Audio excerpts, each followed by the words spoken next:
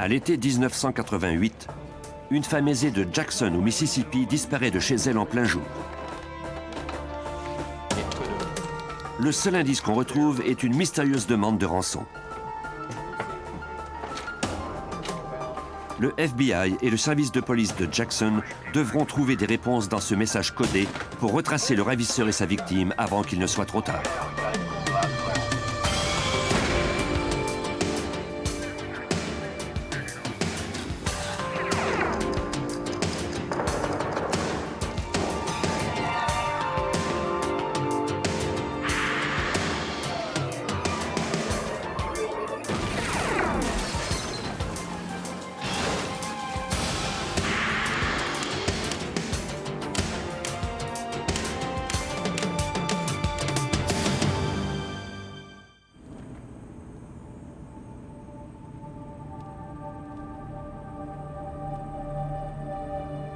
« 26 juillet 1988, 6 heures du matin.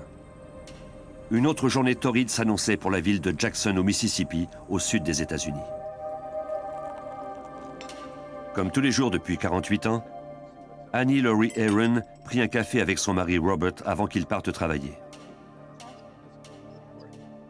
Les Aaron avaient été parmi les premiers à investir dans l'industrie du pétrole, ce qui en avait fait l'un des couples les plus riches du Mississippi avec une fortune estimée à plus de 100 millions de dollars.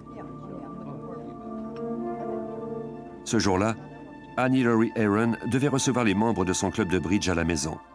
Elle vivait là avec son mari depuis les tout débuts. Ils y avaient élevé leurs 2 enfants. À 15h30, après la partie de bridge, les amis de Mme Aaron prirent congé. Après avoir terminé de tout ranger, sa domestique demanda une dernière fois à Mme Aaron si elle désirait quelque chose d'autre avant qu'elle ne parte. La dame de 73 ans lui dit que tout était très bien comme ça et la laissa partir. Annie Laurie Aaron se proposait de passer le reste de l'après-midi à lire en attendant le retour de son mari.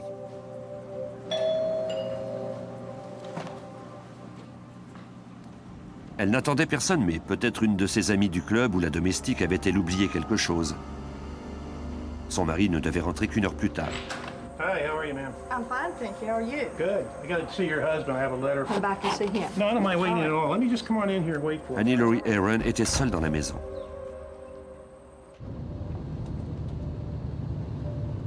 Vers 16h30, Robert Aaron rentra enfin chez lui.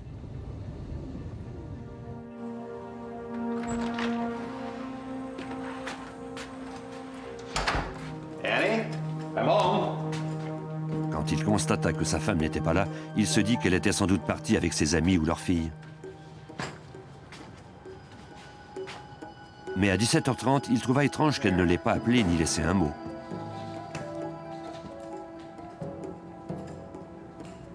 Annie. Il n'y avait personne à la maison. Inquiet, Robert appela les membres de la famille et des amis.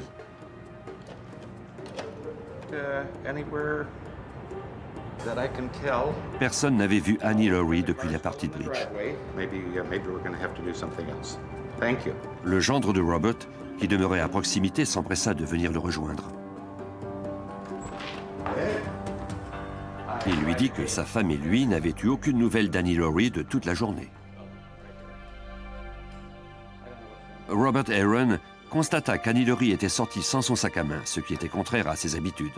Pourquoi donc son sac à main était-il par terre avec ses chaussures à côté de son fauteuil de lecture? Son journal et ses lunettes étaient juste à côté. I just don't know what to say. Robert était inquiet, d'autant plus que le médicament de sa femme atteinte d'une maladie intestinale était toujours dans la salle de bain. Elle devrait le prendre sans tarder, sans quoi elle serait incapable d'absorber les aliments. Les 2 hommes fouillèrent la maison à la recherche d'un indice sur l'endroit où elle avait pu aller. Un bout de papier près de la porte d'entrée principale retint alors l'attention du gendre. Il s'agissait d'une demande de rançon. Annie Laurie Aaron avait été enlevée. Sur la lettre, on demandait à Robert Aaron de remettre de l'argent à 12 hommes différents au cours des 10 prochains jours, mais on ne mentionnait toutefois pas le montant d'argent à remettre, ni à quel endroit devait se faire le paiement. Comme on lui ordonnait de ne pas appeler la police, Aaron attendit l'appel du ravisseur, mais le téléphone resta silencieux. À la tombée de la nuit, malgré les menaces du ravisseur, il décida d'appeler le service de police de Jackson. Les policiers prirent toutes les précautions possibles avec la demande de rançon pour ne pas détruire les éventuelles empreintes digitales. Ils fouillèrent ensuite la maison à la recherche d'autres indices et découvrirent ce qui ressemblait à du sang sur le cadre de la porte d'entrée. Des analyses de laboratoire révéleraient par la suite qu'il s'agissait de sang du même groupe sanguin que celui de Madame Aaron. L'enlèvement est un crime qui doit être résolu rapidement, sinon les chances de retrouver la victime en vie sont minces. Ce soir-là, la police de Jackson entra en contact avec l'agent spécial Patrick McGlennon du bureau du FBI de Jackson afin d'obtenir le plus vite possible les ressources du gouvernement fédéral. En vertu de la loi fédérale sur les enlèvements, tout kidnapping d'un individu aux États-Unis relève de la juridiction du FBI. Dans ce cas-ci, il s'agissait vraisemblablement d'un enlèvement, car il y avait une demande de rançon, et il était fort possible que son auteur quitte le Mississippi. Autant de raisons qui justifiaient la présence du FBI. Le lendemain matin, à l'aube, les agents du FBI et des techniciens en cueillette d'indices arrivèrent à la résidence des Aaron. Le détective de Jackson transmit à l'agent chargé de l'affaire toutes les informations pertinentes dont il disposait sur ce cas. Le FBI mit en place un poste de commandement dans la maison et mit la ligne des Aaron sous écoute pour être prêt à retracer tout appel de demande de rançon. À l'évidence, Robert Aaron était la véritable cible du ravisseur de sa femme. Il n'avait toujours reçu aucun appel. Mais la lettre mentionnait toutefois que les 12 hommes étaient tous reliés à la même entreprise de photographie. Robert Aaron déclara qu'il avait déjà été président du conseil d'administration de cette entreprise. Certains des franchisés de cette société avaient été poursuivis dans l'espoir de récupérer des pertes, mais il ignorait lesquelles. Il était peu probable que les 12 hommes nommés aient enlevé sa femme, mais peut-être l'un d'entre eux cherchait-il à se venger en l'attaquant.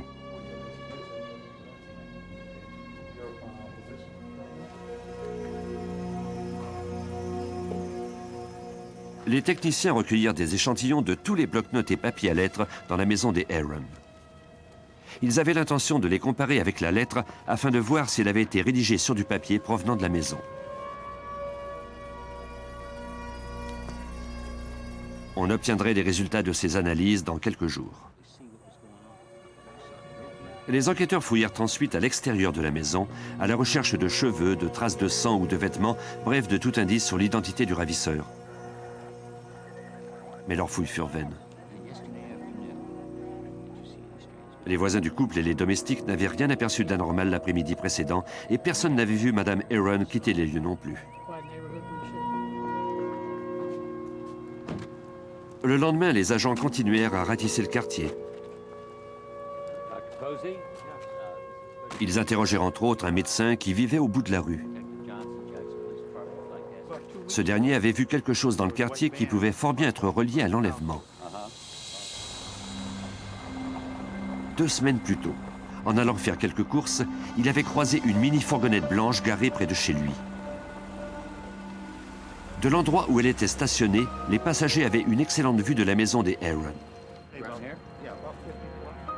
Sur le coup, le médecin n'y avait guère porté attention, mais il avait été surpris de la voir au même endroit à son retour quelques heures plus tard. Il se dit que le conducteur avait peut-être eu un malaise et il alla lui offrir de l'aide.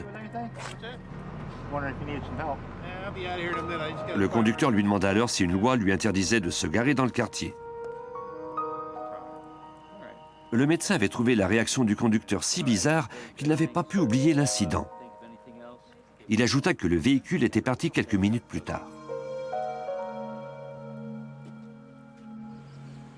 Les enquêteurs poursuivirent leurs recherches dans le quartier et trouvèrent une femme qui avait aperçu la mini-fourgonnette blanche garée dans la rue 3 mois plus tôt. Une autre voisine avait également vu une mini-fourgonnette dont la description correspondait à celle du premier témoin. Elle était garée presque devant la propriété des Aaron au cours des premiers jours d'avril 1988. Elle avait trouvé la situation assez louche pour en noter le numéro de plaque d'immatriculation. Si les enquêteurs parvenaient à trouver le propriétaire du véhicule, ils trouveraient peut-être Madame Aaron. Malheureusement, une vérification du numéro de la plaque leur révéla qu'elle provenait d'un véhicule volé à l'aéroport de la Nouvelle-Orléans. C'était une autre impasse. Après 36 heures d'enquête et aucun appel du ravisseur, les agents espéraient maintenant obtenir une piste fraîche du laboratoire qui avait analysé la lettre. Les experts du FBI commencèrent par établir que le papier du mot rédigé à la machine ne provenait pas de la maison des Aaron. Ils comparèrent ensuite les caractères à ceux de toute machine à écrire fabriquée au cours du siècle. Ce service du laboratoire a pu déterminer que la lettre de rançon avait été dactylographiée à l'aide d'une machine à écrire de marque Royal, fabriquée entre 1912 et 1927. Malheureusement, les techniciens ont été incapables de déterminer le fabricant de ce papier et n'ont trouvé aucun autre indice. Il n'y avait pas d'empreinte digitale. L'examen de la lettre permit seulement de trouver ce qui semblait être une tache de sang, mais elle était trop petite pour être analysée. Même si l'examen matériel de la lettre n'avait rien donné, peut-être que son contenu pourrait générer une piste. On y demandait à Robert Aaron de payer les 12 hommes de l'entreprise de photographie. Le ravisseur pouvait-il être l'un d'eux? Les agents apprirent alors que l'entreprise avait saisi les biens de chacun de ces 12 hommes, tous d'anciens franchisés qui lui devaient beaucoup d'argent. L'un des dirigeants de l'entreprise fournit au FBI les dossiers et photos de ces hommes.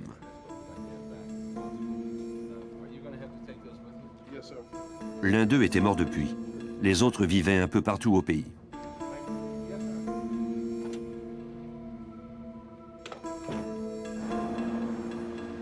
Au bureau du FBI de Jackson, les agents se partagèrent les dossiers et les photos pour les examiner un à un. Ils envoyèrent des demandes d'informations au bureau du FBI des villes où vivaient ces hommes. Les agents s'aperçurent bientôt que nombre d'entre eux éprouvaient de grosses difficultés financières. Ils tentèrent de déterminer si l'un d'eux ne s'était pas trouvé dans le quartier des Aaron au moment où on avait aperçu la mini-fourgonnette blanche et lors de l'enlèvement.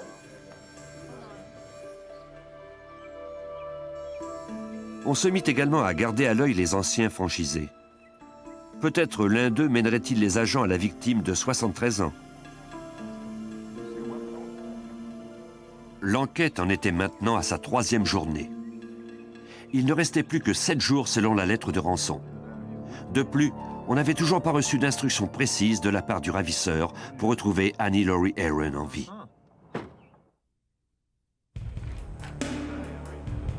3 jours s'étaient écoulés depuis l'enlèvement d'Annie Laurie Aaron, une grand-mère de 73 ans, dans sa maison de Jackson au Mississippi en plein jour. Le FBI continua à surveiller les hommes mentionnés dans la demande de rançon trouvée dans la maison des Aaron. Les agents ne pouvaient pas les interroger au risque que le ravisseur, se sentant coincé, ne s'en prenne à sa victime. L'agent spécial Patrick McGlennon espérait que l'un d'eux pourrait les conduire à la femme disparue. Nous avons cherché à savoir s'ils faisaient des trajets même courts à partir de leur maison ou de leur bureau. Peut-être gardait-il Madame Aaron dans un endroit isolé où il devait aller lui porter de la nourriture, de l'eau ou quelque chose d'autre. Peut-être ne voulait-il pas être trop éloigné d'elle.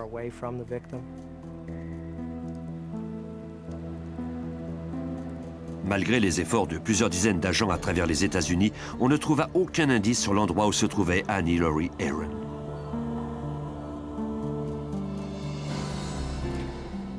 Les agents ne pouvaient se résoudre à contacter directement les 11 hommes. Ils préféraient agir secrètement. De plus, il fallait envisager que le ravisseur fût quelqu'un d'autre que les hommes mentionnés dans la lettre. Des agents entrèrent en contact avec le service des sciences comportementales du FBI à Quantico, en Virginie. On y forme spécialement des psychologues pour dresser le profil comportemental de criminels.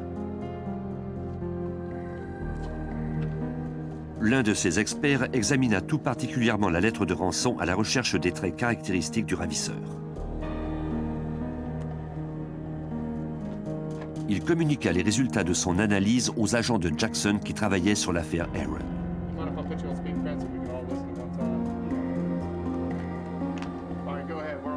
Lors de l'appel conférence, le psychologue déclara que le ravisseur était, selon lui, sans doute l'un des 11 hommes sous surveillance. Comme tous ces hommes étaient au moins diplômés de collège, il soupçonnait celui qui l'avait rédigé d'avoir intentionnellement fait des fautes d'orthographe et utilisé une vieille machine à écrire pour lancer les enquêteurs sur une fausse piste. Toujours selon l'expert, cet enlèvement n'était rien d'autre qu'un acte de vengeance contre Robert Aaron par un paranoïaque qui était sûrement prêt à tuer. Le personnel du service des sciences comportementales croyait qu'un seul de ces hommes était impliqué et que c'était sans doute un individu dans la quarantaine de race blanche qui travaillait seul. Et s'il ne travaillait pas seul, l'autre personne était son subalterne. Le psychologue conclut son analyse en déclarant qu'à cette heure, il n'y avait pas plus de 50% de chances qu'Annie Laurie Aaron soit encore en vie. Un autre détail avait retenu son attention, une expression qui s'intégrait mal au reste de la lettre et qui pouvait donner une indication de la profession qu'exerçait le ravisseur. Dans la lettre, on pouvait lire « Versez-leur tous les dommages-intérêts qui leur sont dus, et si l'un d'eux est mort, payez leurs héritiers ». L'expression « dommage-intérêt » est un terme légal. C'était d'autant plus intriguant que l'un des hommes mentionnés dans la lettre était un avocat. On demanda à l'agent spécial Tom Montgomery du bureau de Jacksonville en Floride de faire enquête sur l'avocat dont le nom figurait dans la lettre. Cet homme s'appelait N. Alfred Wynne. Quand on a obtenu le nom de N. Alfred Wynne, nous avons examiné les documents publics le concernant. Nous avons également appelé le service de police de Saint-Pétersbourg, le bureau du shérif de Pinellas, et découvert qu'il n'avait aucun antécédent judiciaire. Nous avons fouillé dans notre base de données informatisée et avons établi qu'il était avocat à Saint-Pétersbourg et qu'il vivait au-dessus de son cabinet. Un agent se rendit pour interroger Alfred Wynne. Celui-ci déclara qu'il n'était pas impliqué dans l'enlèvement. Il lui dit ensuite où il se trouvait le 26 juillet, soit le jour de la disparition de Mme Aaron. Il était dans un bar en compagnie d'une prostituée. Il ajouta qu'au cours de la soirée, il avait appelé son secrétaire au bureau. Il lui avait demandé de le rencontrer au bar et lui prêter une centaine de dollars pour qu'il puisse payer la prostituée qu'il comptait ramener avec lui à la maison. L'employé lui avait promis d'aller le rejoindre sur le champ. Wynne ajouta que la prostituée et lui étaient sortis pour passer le temps. Ils attendirent l'arrivée du secrétaire avec l'argent.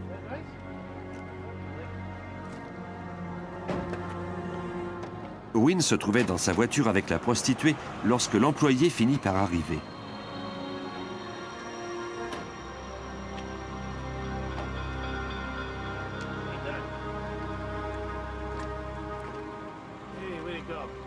Wynne prit l'argent et partit avec la femme. Il ne se rappelait pas grand-chose du reste de la soirée.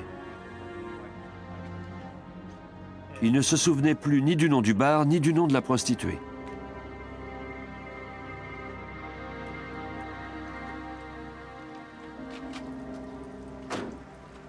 Le lendemain, les agents vérifièrent son alibi lors d'une rencontre avec son employé pendant que l'avocat était absent du bureau. Ce dernier corrobora les déclarations de son patron et ajouta qu'il ignorait lui aussi le nom du bar puisqu'il n'y était jamais allé auparavant. Les agents soupçonnaient les deux hommes de mentir. Nous avons appris que Wynne avait financé les cours de son auxiliaire au collège, ainsi que les études relatives au métier de secrétaire juridique. On avait appris que ce dernier touchait le salaire minimum et qu'il était extrêmement loyal envers Wynne. Plus tard, les agents interrogèrent l'auxiliaire de Wynne de nouveau et lui firent part de leurs soupçons. Ce dernier soutint qu'il avait bien rencontré Wynne au bar le jour de l'enlèvement, mais il ajouta quelque chose de nouveau sur son patron. Il déclara que les poursuites judiciaires entre Wynne et la société de photographie avaient débuté quand l'entreprise avait saisi les biens de son patron 7 ans plus tôt et qu'il avait contesté les poursuites pour se venger. Pour s'éviter de payer ses dettes, il avait même tenté de faire banqueroute à 3 reprises. Par un ordre de la Cour visant à récupérer l'argent, le marshal avait confisqué plusieurs objets de valeur de Wynne, notamment 1000 actions très bien cotées en bourse.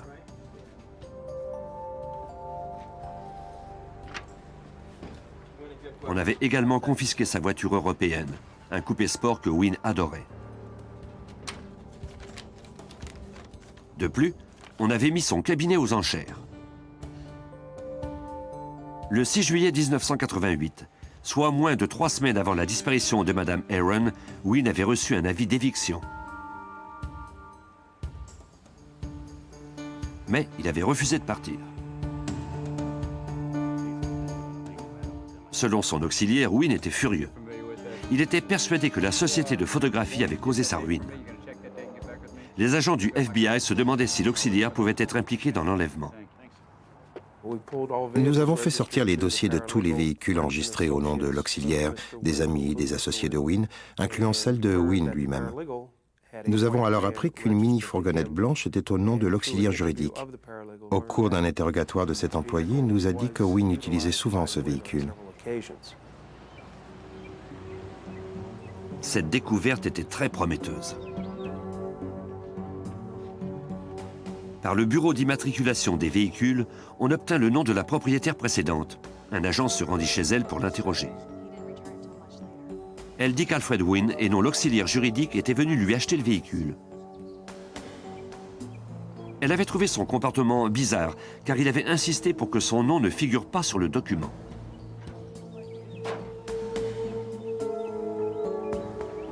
La femme avait donc laissé en blanc la case du nom de l'acheteur. La piste était encourageante. Les agents apprirent toutefois que la mini-fourgonnette se trouvait dans un atelier de mécanique le jour de l'enlèvement. C'était une frustration de plus pour les agents aux prises avec une enquête complexe. Après plus d'une semaine, le FBI et le procureur James Tucker n'avaient guère progressé pour retrouver Annie Laurie Aaron. Une affaire comme celle-là, c'est très difficile parce qu'on ne dispose d'aucun témoin visuel. Personne n'avait assisté à l'enlèvement. Personne ne pouvait donc nous dire que Newton Alfred Wynne, ni aucune des personnes dont les noms figuraient sur la lettre, avait même déjà rencontré Mme Aaron. Au service de police de Jackson, au Mississippi, les enquêteurs rencontrèrent de nouveau le médecin qui avait aperçu la mini-fourgonnette blanche dans le quartier des Aaron. Il fallait espérer qu'il reconnaîtrait le visage de Wynne à partir d'une photo.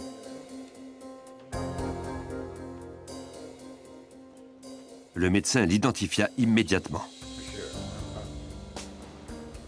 Il était persuadé de l'avoir vu étudier un plan dans une mini-fourgonnette blanche garée devant sa maison à la mi-juillet, soit moins de 2 semaines avant l'enlèvement de Mme Aaron.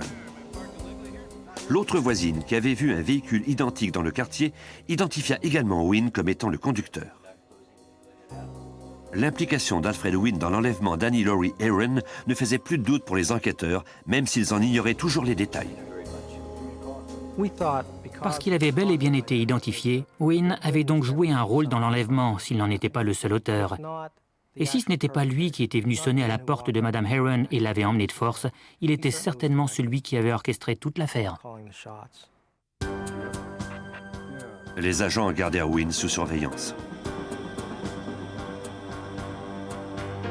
Peut-être les conduirait-il à la femme disparue. Mais le délai stipulé dans la lettre de la rançon touchait à sa fin et les chances de retrouver la frêle Mme Aaron saine et sauve étaient de plus en plus minces. Le lendemain du délai mentionné dans la lettre de rançon, les agents du FBI et les détectives de Jackson donnèrent des conseils au mari de la femme disparue, Annie Laurie Aaron, en vue d'une apparition à la télévision où il devait demander à son ravisseur de lui rendre sa femme. Dans la lettre, il n'y avait aucune instruction claire sur la façon d'obtenir la libération de Mme Aaron.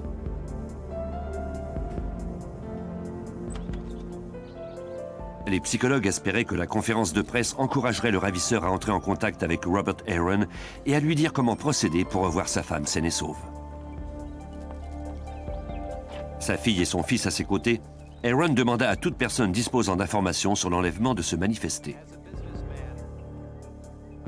Il s'adressa aussi directement au ravisseur et lui promit de suivre ses instructions à la lettre. Une semaine plus tard, le plan semble avoir porté fruit. Le 15 août 1988, Robert Aaron reconnut l'écriture de sa femme sur une enveloppe dans son courrier.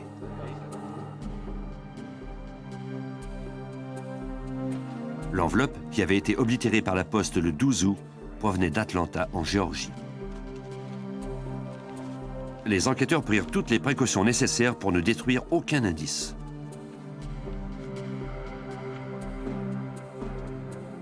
Robert Aaron croyait qu'il s'agissait de l'écriture de sa femme. Les experts du FBI le confirmèrent. Dans la lettre, Annie Laurie suppliait son mari de répondre aux demandes de ses ravisseurs, sinon, y écrivait-elle, il l'enfermerait dans une cave avec seulement quelques cruches d'eau. Bien que la lettre ne contienne pas d'instructions précises, pour l'agent Patrick McGlennon, elle était encourageante puisqu'elle permettait d'espérer que Mme Aaron était encore en vie. Quand nous avons reçu cette lettre le 15 août écrite de la main de Mme Aaron, le moral des personnes travaillant sur l'enquête a remonté. Nous étions pratiquement sûrs, compte tenu du fait qu'elle avait rédigé cette lettre, qu'elle tenait encore le coup. Nous étions déterminés à ne pas la laisser tomber. La lettre elle-même était datée du 10 août, soit 15 jours après l'enlèvement. Mais personne ne pouvait être absolument certain que Mme Aaron était encore en vie à cette date. De plus, il était impossible de savoir si le contenu intégral de la lettre ne lui avait pas été dicté, comme nous l'explique l'agent Tom Montgomery. Certains mots de la lettre, comme « m'enfermer dans la cave avec quelques cruches d'eau » alors qu'elle s'adressait à des membres de sa famille, n'étaient pas les mots qu'elle aurait normalement utilisés. Elle aurait vraisemblablement écrit les mots « sous-sol » et « bouteille d'eau ». Nous avions donc l'impression qu'on lui avait dicté cette lettre. Si tel était le cas, le message et la date pouvaient être faux. Aaron, qui ne savait trop que faire, décida de faire des chèques à tous les hommes mentionnés dans la première lettre. Voici le procureur James Tucker. Il avait déjà demandé à son équipe de déterminer quels avaient été à l'époque, et pour chacune des personnes de la liste, les montants saisis par l'entreprise. Il avait donc une bonne idée des montants en cause. M. Aaron remit donc aux hommes des sommes équivalentes à ce qu'ils avaient été obligés de payer lors des poursuites. Le montant total s'élevait à près d'1 million de dollars. Aaron envoya notamment à Wynne, le suspect principal, la somme de 145 000 dollars. À chacun de ces chèques, il ajouta une lettre demandant le retour de sa femme saine et sauve. Le FBI demanda au service des postes de livrer les enveloppes dès le lendemain. Un peu plus tard, des agents eurent un entretien avec l'auxiliaire juridique de Wynne qui leur raconta comment l'avocat avait réagi en recevant le chèque de Robert Aaron. Quand Wynne a reçu son enveloppe à Tampa, en Floride, il l'a ouverte, il a lu le contenu de la lettre et s'est tourné vers son employé en disant « Ce n'est pas ce que je voulais ». Il déclara à l'auxiliaire qu'il souhaitait retrouver sa vie d'avant, ravoir sa voiture confisquée, ses bijoux et tous ses autres biens. Wynne retourna le chèque avec un mot où il disait souhaiter que Mme Aaron puisse rentrer chez elle. Les agents croyaient maintenant qu'Alfred Wynne avait bien enlevé la femme, non pas pour toucher l'argent, mais bien pour se venger de Aaron, qui avait présidé le conseil d'administration de l'entreprise de photographie. Cela signifiait qu'il était peu probable que Mme Aaron rentre chez elle un jour. Quelques-uns des hommes gardèrent l'argent reçu, mais la plupart d'entre eux retournèrent le chèque en y ajoutant un mot. Certaines personnes à qui M. Aaron a envoyé ses chèques les lui ont retournés immédiatement et lui ont écrit ou l'ont appelé pour exprimer leur regret à la suite de ces événements tragiques. Il ne voulait pas toucher cet argent et refusait de tirer profit d'une telle situation. 2 mois et demi s'écoulèrent sans nouvelles du ravisseur d'Annie Laurie Aaron.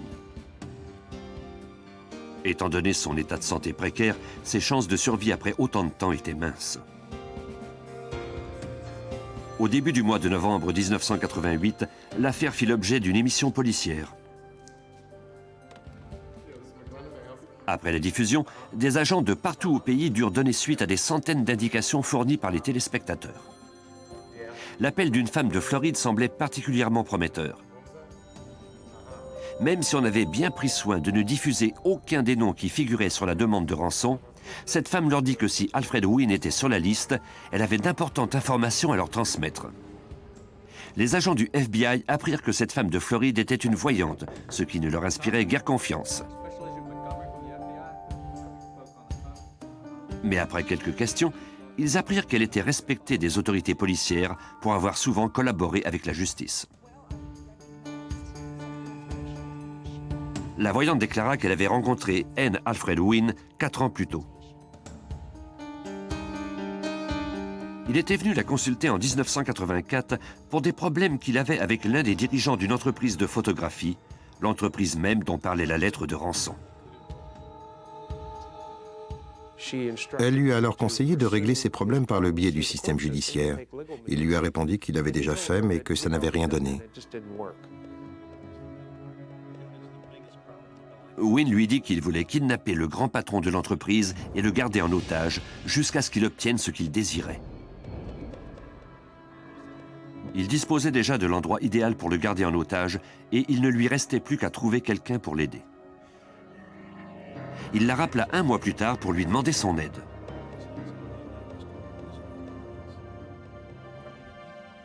Elle refusa. La voyante remit au FBI son dossier sur Wynne.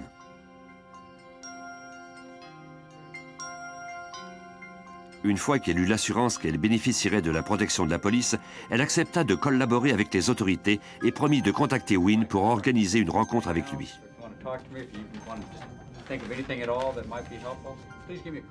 Des techniciens posèrent des micros et une caméra dans son bureau.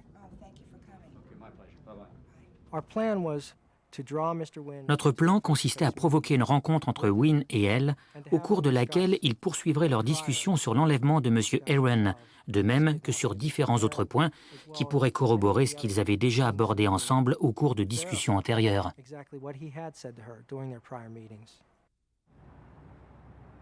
Alfred Wynne mordit à l'hameçon.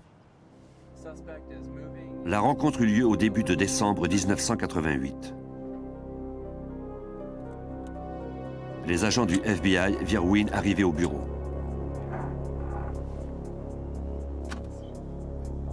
Finirait-il par révéler où il avait séquestré la femme d'Aaron? Les agents l'espéraient.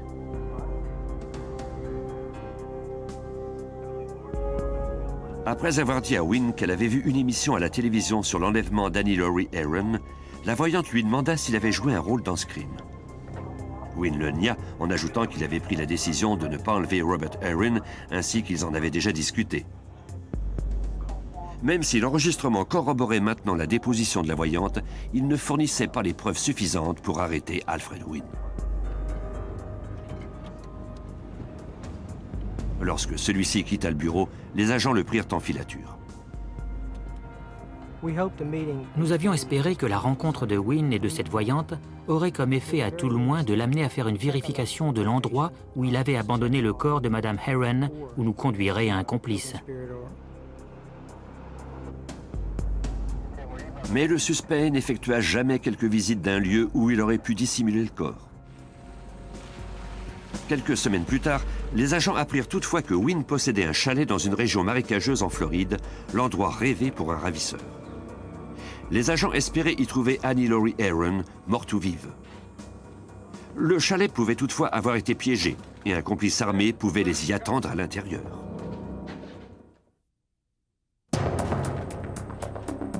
Six mois après l'enlèvement d'Annie Laurie Aaron, âgée de 73 ans au Mississippi, les agents espéraient la trouver dans un chalet isolé en Floride dont le propriétaire était le suspect numéro 1, Alfred Wynne. D'après une lettre écrite de la main d'Annie Laurie, le ravisseur avait menacé de l'enfermer vivante dans une cave. Mais les agents ne trouvèrent aucun sous-sol. L'endroit ne contenait pas le moindre indice relié à l'enlèvement. Annie Laurie Aaron était toujours portée disparue et présumée morte. Puis, à la fin de juillet 1989, Alfred Wynne fit parvenir un classeur au ministère du Revenu, les mettant au défi de trouver les documents financiers qu'on lui avait demandés.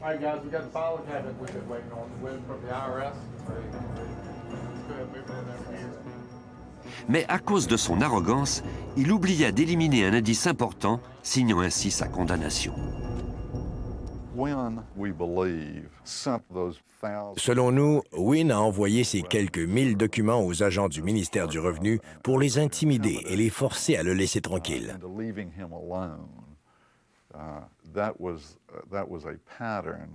On s'est aperçu qu'il adoptait cette attitude dans de nombreuses situations.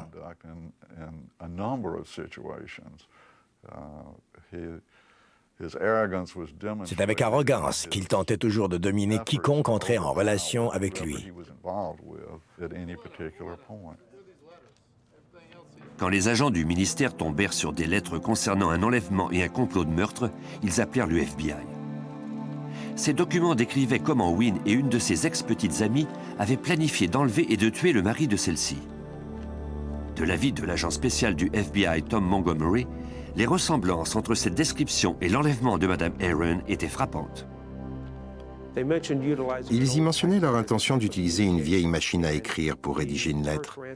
Or, la lettre de rançon suite à l'enlèvement d'Annie Laurie Aaron avait été écrite avec une machine à écrire des années 20. Ils faisaient également référence à des plans géographiques détaillés d'opérations de surveillance du secteur. Ils ajoutaient que Wynne allait commettre ce crime mais que la femme ne devait que l'aider à obtenir ce qu'il voulait. Les agents du FBI retracèrent l'ex-petite amie de Wynne au collège où elle travaillait. Ils avaient l'intention de l'interroger à propos du complot dont faisaient état les lettres. Elle commença par déclarer ne rien savoir d'un tel complot. Mais quand les agents lui rappelèrent qu'elle commettait un crime en empêchant l'enquête de suivre son cours, elle se ravisa. Elle déclara que le complot pour tuer son mari était l'idée de Wynne.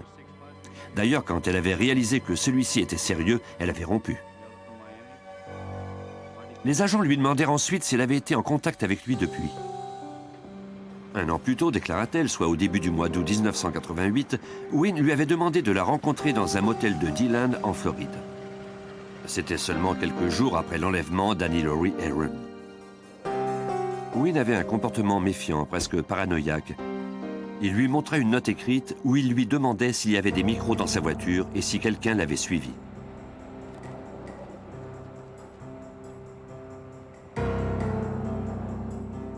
Une fois qu'il fut convaincu qu'il ne courait aucun danger, il se mit à parler.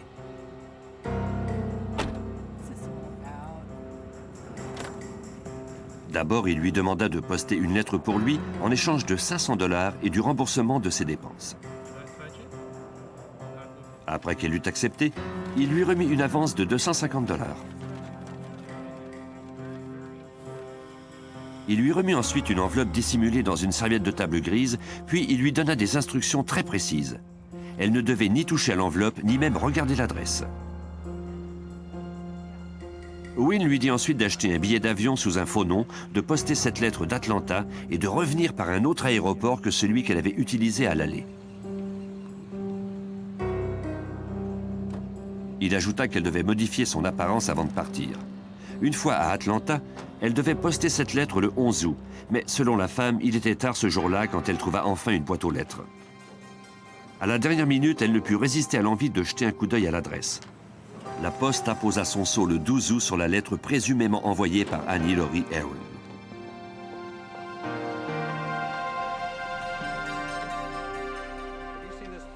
Les agents montrèrent alors à la femme la photo de la lettre reçue par Robert Aaron. Elle reconnut sans hésitation l'écriture de la femme. C'était bien, selon elle, l'enveloppe qu'elle avait déposée à la poste. Avec un aussi solide témoin à la disposition des enquêteurs, l'arrestation de Wynne n'était plus un objectif impossible. À la demande du FBI, l'ex-petite amie de Wynne accepta de porter un micro sur elle et de le rencontrer. Nous espérions que Wynne discuterait des détails du crime, qui lui expliquerait quel rôle elle avait joué pour lui en postant la lettre destinée à Aaron, qui la remercierait pour son aide et lui réglerait ce qui lui devait encore.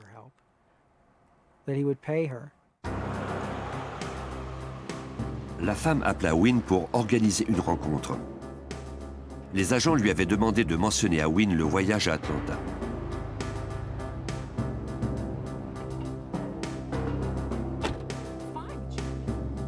Comme on l'espérait, Wynne remit les 250 $ qu'il devait toujours à son ex-petite amie pour avoir posté l'enveloppe. Les agents furent témoins de toutes les vaines tentatives de leur informatrice à forcer Wynne à parler de l'enlèvement d'Annie Laurie Aaron. Mais le suspect se mit sur la défensive et sortit de l'auto sans avoir reconnu son implication dans ce crime. C'était maintenant le moment ou jamais de passer à l'action.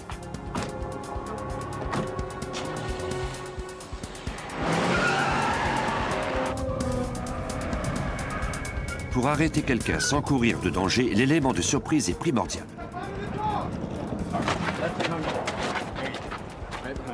Alfred Wynne fut accusé de complot pour meurtre, d'avoir envoyé une lettre de menace, de s'être parjuré lors d'un témoignage devant un grand jury au cours duquel il avait déclaré ne pas être impliqué dans l'enlèvement. Malheureusement, les agents ne disposaient toujours pas de preuves solides que lui ou l'un de ses complices avait enlevé Annie Laurie Aaron. Dans la voiture de Wynne, on découvrit de nombreux plans géographiques du Mississippi, dont un sur lequel était indiquée la sortie de Jackson et qui comportait des indications routières notées à la main. Peut-être s'agissait-il de l'endroit où le corps de Mme Aaron avait été abandonné. Malgré des recherches exhaustives, on ne trouva rien. Après avoir obtenu un mandat de perquisition, les agents du FBI fouillèrent le bureau de Wynne. Ils avaient encore besoin de preuves matérielles. Les agents eurent un regain d'espoir en trouvant une vieille machine à écrire. L'agent spécial McGlennon avait encore en mémoire les résultats d'analyse de la lettre selon lesquels celle-ci avait été rédigée à l'aide d'une machine à écrire royale des années 20. C'était le modèle exact de la machine trouvée dans le bureau de Wynne. Pour nous, c'était un gros coup de chance. J'ai tout de suite pensé que c'était la machine à écrire que Wynne avait utilisée pour rédiger la première lettre laissée dans la maison des Aaron. Nous l'avons envoyée au laboratoire, déjà persuadés qu'on nous répondrait que c'était la machine qu'on avait utilisée pour taper cette lettre. Au laboratoire du FBI, on constata toutefois que la machine trouvée dans le bureau de Wynne n'était pas celle qui avait servi à taper la lettre de rançon. Les agents en déduisirent que Wynne l'avait sans doute mise là pour semer le doute dans l'esprit des jurés advenant sa mise en accusation. Lors de la perquisition, on avait également trouvé la carte de visite d'une entreprise de location de véhicules. Lors d'un interrogatoire, le propriétaire de l'entreprise déclara qu'Alfred Wynne avait loué une mini-fourgonnette blanche à 3 reprises. Chaque fois, il avait parcouru plus de 800 km, soit seulement 160 km de plus que l'aller-retour pour se rendre chez les Aaron. Les dates de location du véhicule ne coïncidaient pas avec la date de l'enlèvement, mais l'une d'elles correspondait toutefois avec celle où des voisins des Aaron avaient aperçu Alfred Wynne dans leur quartier. Le procureur James Tucker disposait de peu de preuves. Il croyait que Wynne et son auxiliaire juridique avaient menti en déclarant que le suspect se trouvait avec une prostituée le jour de l'enlèvement.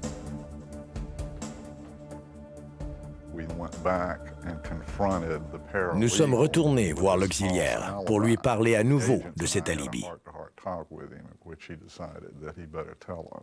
Les agents ont mis les cartes sur table avec lui.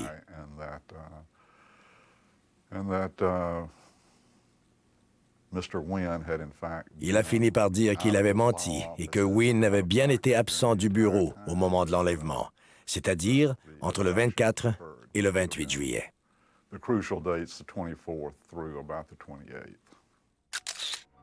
Ces aveux prouveraient que Wynne s'était parjuré, mais ils ne permettraient pas de le faire accuser. Les agents ne mettaient plus du tout en doute sa culpabilité dans l'enlèvement et le meurtre d'Annie Laurie Aaron. Le procès fédéral pour le complot visant un enlèvement s'ouvrit au Mississippi le 29 janvier 1990. Au cours de toute l'enquête et du procès de 2 semaines tenu à Hattiesburg, au Mississippi, Wynne a maintenu qu'il était innocent. Mais le jury l'a trouvé coupable des crimes dont il était accusé. Anne Alfred Wynne a écopé de la peine maximale pour ses crimes, soit de 19 ans et 7 mois d'emprisonnement pour complot en vue de commettre un enlèvement. Il n'aura jamais la possibilité d'être remis en liberté conditionnelle de sa prison fédérale de Coleman en Floride. Encore à ce jour, nous n'avons jamais pu découvrir où Mme Aaron se trouve. La famille mériterait pourtant de le savoir. Dans notre bureau, nous considérons toujours cette affaire comme non résolue et nous continuerons de la considérer ainsi tant qu'on ne nous aura pas dit où se trouve le corps de Mme Aaron. La famille le mérite. M. Aaron est mort des suites d'une attaque cardiaque le 28 novembre 1990. En mai 1991, le décès d'Annie Laurie Aaron a été décrété afin que la succession de M. Aaron et de sa femme puisse être réglée. Les enfants d'Annie Laurie Aaron espèrent toujours découvrir un jour ce qui est arrivé à leur mère pour pouvoir faire leur deuil et la voir enfin reposer en paix.